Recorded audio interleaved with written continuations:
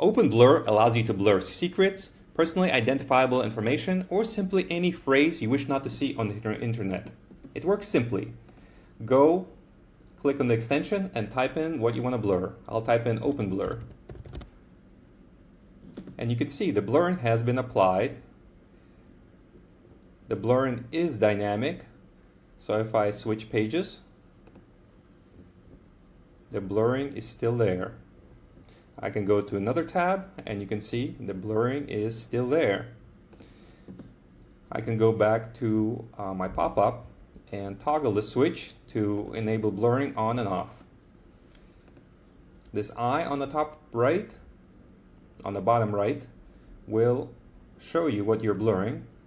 We also have an advanced option of CSS selector where you can specify what you want to blur using a CSS selector without necessarily knowing its content. So I'll type in header.details because I know that's the CSS selector for the stop portion of the GitHub page, and you see it has been blurred.